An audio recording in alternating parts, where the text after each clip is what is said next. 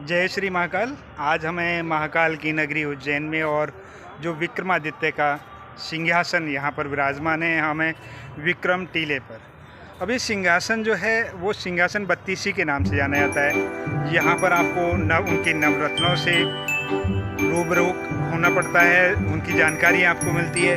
साथ ही साथ 32 की 32 पुतलियों से भी आपको जानकारी मिलती है। लेकिन ये सिंहासन आया कहाँ से, मिला कहाँ से, कैसे, तो इसके अलग अलग कथाएं हैं। एक कथा के अनुसार इंद्र की दो अप्सराएं थी, उर्वशी और रंभा, दोनों में बहस हो गई किसी बात पर, तो उनको सुलह कराने में विक्रमादित्य ने योगदान किया, क्योंकि जो इंद्र थे वो विक्रमादित्य के दादा बताए जाते हैं।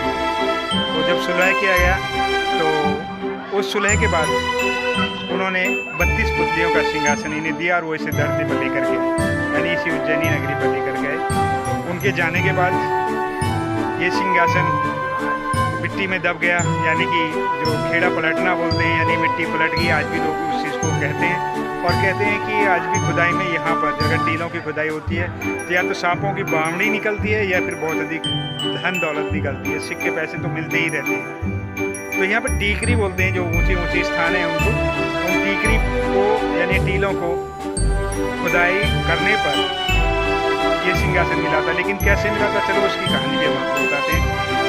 एक गडरिया था जो अपने पशुओं को चराने के लिए जाता, एक टीले पर चढ़ करके बैठ जाता, उस टीले के आसपास अपने ग्वालियों को इकट्ठा करता और उनका न्याय करता। जो छोटी मोटी बातों से बढ़ते बढ़ते ये राजा के न्याय तक पहुंचे। और एक बार राजा ने कहा कि ग्वाला मेरे से ज़्यादा न्याय कैसे कर सकता है, कैसे संभव है। तो उन्होंने उसकी परीक्षा ली और परीक्षा में वो खरा निकला।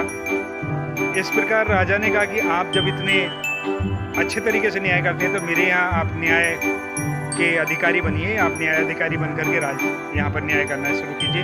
ग्वाले ने कहा, महाराज मैं तो एक ग्वाला हूँ, मैं ऐसा नहीं कर सकता। आप चाहें तो किसी और को रख लीजिए, मेरे अंदर ये गुण नहीं है। राजा ने कहा कि फिर आप में ये गुण कहाँ से आया? तो उन्होंने कहा कि ये गुण इस टीले में से मुझे मिलता है, वरना मैं एक साधारण ग्वाला हूँ।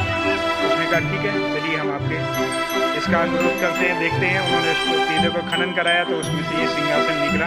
राजा भोज उस सिंहासन पर बैठने के लिए चले तो पूरे धूमधाम के साथ में बैठने के लिए चले। सभाएं जुड़ी हुई थी, वहाँ की प्रजा उसे देखने के लिए थी। उसी वक्त एक पुतली निकली और बोली महाराज आप बहुत बड़े शासक हो सकते हैं, आप में बहुत सारी चीज़ें हो सकती हैं, लेकिन आप में क्या विक्रमादित्य जैसे गुण हैं? तो राजा पीछे हट जाते हैं और वो कहते हैं ठीक है, तो आप ही बताइए। तो वो कहते हैं ठीक है राजन, मैं इसके बारे में एक कहानी सुनाती हूँ। वो एक गुण की कहानी सुनाती हैं और बाद में उड़ जाती हैं। इस तरीके से 32 की 32 पुतलियाँ कहानियाँ सुनाती हैं और एक जो पुतली होती है वो रह जाती है आखिरी। और वो आखिरी पुतली कहती है कि महाराज अब आपके अंदर 32 के 32 गुण आ गए हैं, आप चाहें तो अभी इस सिंहासन पर बैठ सकते हैं।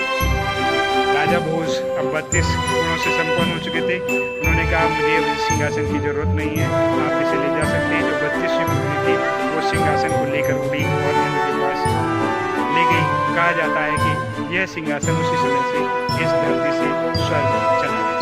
जैसे स्वर्ग से आया था वैसे ही ये स्वर्ग चला गया। और इसी प्रकार की और भी कहानियाँ हम आपको सुनाएंगे राजा विक्रमादित्य की।